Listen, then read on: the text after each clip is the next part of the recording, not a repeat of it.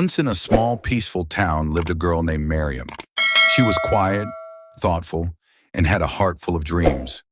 But there was one thing she struggled with deeply: accepting herself. Every day, Miriam looked in the mirror and saw someone she didn't like. She could never see herself the way others did.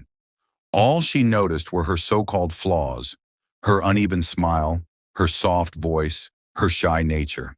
She would scroll through social media, looking at girls who seemed perfect, and whisper to herself, "Why can't I be like them?" She started avoiding social gatherings, stopped painting, the one thing that made her heart sing, and began living in the shadow of comparison. One evening, as she sat quietly in her room, her mother entered. "You've been so distant lately, Miriam. What's going on?" her mother asked gently. Tears welled up in Miriam's eyes. "I just don't feel good enough, Amy. Everyone else is better than me. I wish I could be someone else." Her mother sat beside her and pulled out an old photo album. Page by page, she showed Miriam photos of her childhood, her big toothy smiles, her funny dance moves, her colorful paintings on the walls. Her mother smiled. This girl was always enough, and she still is.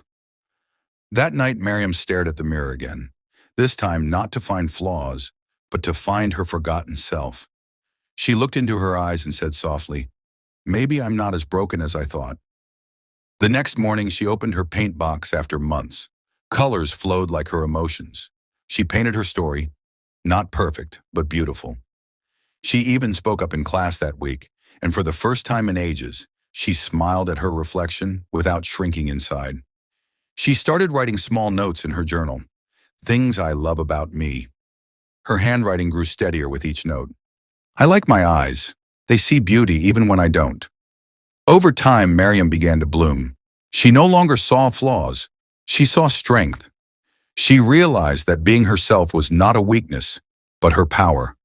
And one morning, as she walked outside with the sun on her face, she whispered to the wind, "I am enough." And for the first time, she truly meant it. From that day on, Miriam lived a little lighter. She stopped comparing. She laughed louder, and she painted her life with every color she once feared.